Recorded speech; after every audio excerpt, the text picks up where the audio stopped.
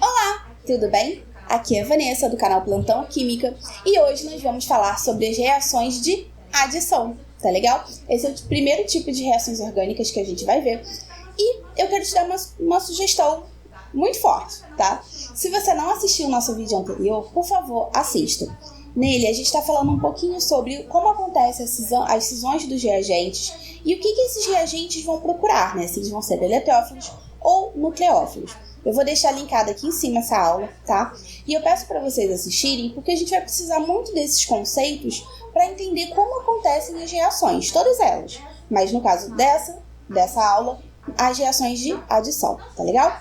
Então, se você já assistiu aquele vídeo e quer saber mais sobre reações de adição, bora lá pro slide.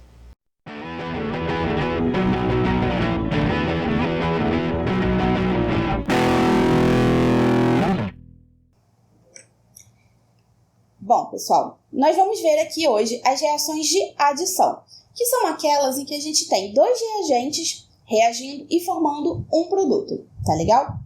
E hoje, nessa aula, a gente vai começar com as reações de adição a alcenos, beleza? Vamos lá. Bom, nas reações de adição a alcenos, nós precisamos ter um alceno, tá certo? Um alceno é um composto orgânico em que a gente tem uma ligação dupla acontecendo entre carbonos, tá? Aqui a gente está excluindo lá os compostos aromáticos. Calma, porque a gente vai ver reações com eles, tá legal? Então, olha só, eu tenho aqui um alceno, tá legal? E esse alceno, por ele ter uma ligação dupla entre os carbonos, a gente tem uma alta densidade de elétrons, tá legal? Então, vamos imaginar que a gente tem uma espécie, dando bobeira por lá, por exemplo, um H+, que é um eletrófilo. Um eletrófilo é uma espécie que está à procura de elétrons, de cargas negativas. E aí, esse eletrófilo dá de cara com aquela alta densidade de elétrons ali. Pois é, vai acontecer uma reação. Então, o que o hidrogênio faz? Ele se liga a um dos carbonos. Quando isso acontece, os elétrons de uma das ligações da dupla, né, que é a ligação π, eles migram e formam uma ligação entre o carbono e o hidrogênio, tá legal? O hidrogênio tinha aquela carguinha positiva dele. Essa ligação passa para o carbono. Essa ligação não, desculpa, gente. Essa carga passa para o carbono depois que acontece, né, a migração da ligação π, formando os elétrons, formando uma nova ligação entre o carbono e o hidrogênio. Bom, agora a gente tem ali um composto orgânico com uma carga positiva. Pois é, só que se o hidrogênio estava na forma de H+, dando sopa pelo nosso meio reacional, é porque provavelmente existe uma carga negativa também que neutralizava ele. Essa carga negativa é pertencente ao nucleófilo, né? Porque por ter carga negativa, ele está procurando cargas positivas. E olha só, temos uma carga positiva lá no nosso composto orgânico. Então, o cloro vai lá e se liga naquele carbono que possui a carga positiva. Forma-se, então, uma ligação entre esses dois átomos e a gente tem a formação do nosso produto, tá legal? Aqui eu representei uma reação entre um alceno e o HCl, né, que estava dissolvido em água. Formou-se apenas um produto. Por isso que essa reação é chamada de reação de adição, tá legal? Em todas as reações de adição que nós formos estudar, a gente vai ter sempre uma ligação dupla sendo quebrada para poderem se formar ligações com outros átomos que estão entrando no composto orgânico, tá legal? E aqui é uma adição eletrofílica. Por quê? Vocês viram que entrou um eletrófilo e um nucleófilo, né? Mas a reação começou realmente no composto orgânico quando o eletrófilo, que era o H+, entrou na molécula, tá? Então, como foi um eletrófilo que atacou a molécula, a gente diz que o mecanismo dessa reação é de adição eletrofílica, tá? Porque é como se inicia esse processo. E aí eu trouxe aqui, de novo, o eteno, né, tá? Que é um alceno, para mostrar para vocês que várias reações de adição podem acontecer. Então, eu posso adicionar ao eteno um H2, tá? 2 átomos de hidrogênio. E aí, o que vai acontecer? A dupla ligação vai se quebrar e vão se formar 2 ligações entre carbono e hidrogênio, dando origem ao etano, tá certo? Além de H2, eu posso reagir com Cl2 também. De forma muito parecida, formam-se ligações entre os carbonos e os cloros e se quebra a ligação π. E eu também posso reagir com HCl, como eu fiz no esquema anterior, né? E aí a gente vai ter a formação de um haleto de alquilo, desculpa, gente. Que é quando a gente tem um halogênio ligado ali num composto orgânico, tá? A gente pode também adicionar água, em que a gente vai ter a formação de um álcool. Vocês estão vendo que todos eles aconteceram da mesma forma. O que está mudando? O reagente. Então, a gente pode ter o H2, o Cl2, o HCl, a água. Além do HCl, a gente pode ter também outros ácidos inorgânicos de halogênios. Então, pode ter HBr, HI, tá legal? E todas essas reações acontecem da mesma forma. Por isso que eu fiz questão de mostrar para vocês antes o mecanismo dessa reação. Porque a partir de você entendendo como essa reação acontece, você consegue prever os produtos para quaisquer reagentes que você tenha, tá legal? Só que, além do eteno, a gente pode ter essa reação também com outros tipos de compostos orgânicos, né? Sendo alcenos. Só que aí vai ter uma diferençazinha, que é dita pela regra de Markov-Nikov, tá? O que aconteceu? O Markov-Nikov foi um carinha que ele estudou um pouco reações com alcenos que não eram eteno, que tinham mais de 2 carbonos. E por que isso é importante? Porque vamos olhar aqui para o propeno. O propeno tem 3 carbonos, sendo que a dupla ligação está ali entre 2 deles. Se eu for reagir o propeno com HCl, eu teria 2 opções. Eu posso ligar o cloro ali no carbono da direita, né, e o hidrogênio no carbono que eu representei como sendo da esquerda, ou eu poderia fazer ao contrário, colocar o cloro no da esquerda e o hidrogênio no da direita. E com isso a gente teria a formação de produtos diferentes. Se você olhar no composto de cima, o cloro está ligado no carbono 1.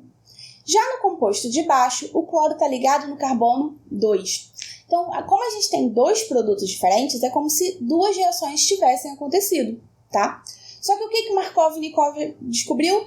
Que não acontece a formação desses 2 compostos. O primeiro não se forma. Ele percebeu que sempre que a gente tinha carbonos diferentes na dupla ligação, o hidrogênio tendia a se ligar sempre ao carbono que era o mais hidrogenado, o que já tinha mais hidrogênios, como acontece embaixo. Então, olha, vocês podem ver ali que na estrutura, no carbono da direita, né, o primeiro carbono, a gente tem 2 hidrogênios e no outro a gente tem um só. Então, o hidrogênio ele se ligou no carbono que já tinha mais hidrogênios, tá? E aí o cloro se ligou no menos hidrogenado, tá legal? Tá aqui, né, o que o Markov-Nikov falou, que o hidrogênio ele se liga ao carbono da dupla, que está ligado a mais hidrogênios. Então, vamos rever aqui o mecanismo de como fica essa reação. A gente tem ali alta densidade de elétrons. O H+, que é o eletrófilo, ele vai preferir se ligar ali onde tem mais hidrogênios. Opa! Se formou a ligação, migração da carga, e aí vem o cloro e se liga ali no carbono onde aquela carga se formou. Tá legal? Por que essa reação acontece assim? Porque vocês estão vendo essa carga aqui positiva que se forma no carbono? Pois é, ela fica mais estável quando ela está num carbono no meio da cadeia. Porque a cadeia carbônica ela é injetora de elétrons, então ela estabiliza aquela carga positiva, tá legal? E aí, como esse composto aqui ele é mais estável por causa da posição da carga positiva, é ele que segue a reação com o nucleófilo, tá legal?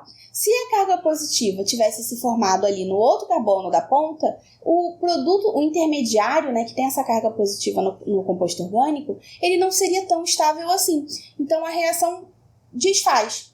Então, ela acaba não se completando. Por isso que a regra de Markov-Nikov existe, né? Foi isso que Markov-Nikov descobriu. Tá legal, pessoal? E aí eu trouxe aqui alguns exemplos, né, de reações de adição em alcenos, tá? Seguindo a regra de Markov-Nikov. Então eu trouxe o propeno, ele reagindo com HBr, ele forma esse produto em que o bromo está no carbono secundário, né? Com HI, o iodo também vai para o carbono secundário. Com HCl, o cloro vai para o carbono secundário. E com a água, a hidroxila vai para o carbono secundário. Vocês viram que, assim, eu expliquei para vocês como acontece e a gente consegue prever as reações com 4 reagentes diferentes, só aprendendo o como fazer a reação, tá legal? E é isso que eu quero que você faça, que você consiga prever. É claro que aqui eu fiz as reações com eteno e com propeno, mas a gente poderia ter outros compostos orgânicos com outros tipos de cadeia carbônica, desde que haja uma ligação dupla. Isso aqui que aconteceu vai acontecer na ligação dupla do seu composto. Tá legal? Bom, pessoal, a gente tem uma exceção à regra de Markov-Nikov, que é a regra anti-Markov-Nikov ou de Karash, tá? E o que acontece? O que o Karash descobriu? Ele descobriu que quando a gente reage o HBr com alcenos na presença de peróxido, acontece o contrário do que era esperado pela regra de Markov-Nikov. Que lá na regra de Markov-Nikov, o hidrogênio ele tendia a entrar no carbono mais hidrogenado e o bromo no carbono menos hidrogenado. Só que quando ele viu que quando a gente tem peróxido no recipiente, acontece o contrário. O hidrogênio entra no carbono menos hidrogenado e o bromo no mais hidrogenado, tá? E isso acontece porque o peróxido de hidrogênio ele promove a quebra homolítica do HBr, formando radicais livres. E esses radicais livres, quando reagem com o alceno, formam com mais facilidade o composto em que a gente tem o hidrogênio no carbono menos hidrogenado e o bromo no mais hidrogenado. Tá legal? Então, só recapitulando, eu trouxe aqui para vocês a reação com as estruturas em bastão, tá? Então, eu tenho ali o propeno. Se eu reagir o HBr com o propeno sem peróxido, o bromo vai parar ali no carbono secundário, tá? Que é o carbono menos hidrogenado. Agora, se eu reagir o propeno com HBr na presença de peróxido, o bromo termina ficando no carbono mais hidrogenado, tá legal? Que é o contrário do de baixo. Bom, pessoal, a gente encerra aqui o conteúdo de adição de compostos a alcenos, tá legal? A gente ainda vai ter mais 2 aulinhas aqui de reações de adição, tá? Então fica de olho que logo a gente vai liberar as aulas de adição de compostos, adição a alcinos e adição a compostos carbonilados, tá legal? Então fica aí que logo sai o vídeo, beleza? E se você gostou, por favor, curte esse vídeo, compartilha com todo mundo que você conhece que está estudando, tá? E se você vai prestar o vestibular da UERJ e vai fazer prova de química na prova específica, eu tenho uma baita sugestão para vocês. A gente tem um projeto em que a gente trabalha com simulados, preparando você para a prova discursiva. Então, se você se interessar, eu vou deixar aqui no box de descrição um link para você conversar com a gente no WhatsApp, ou comigo, ou com o Marcelo, e saber um pouquinho mais sobre esse projeto, tá legal? Por hoje é só. Pessoal, um beijão e tchau, tchau!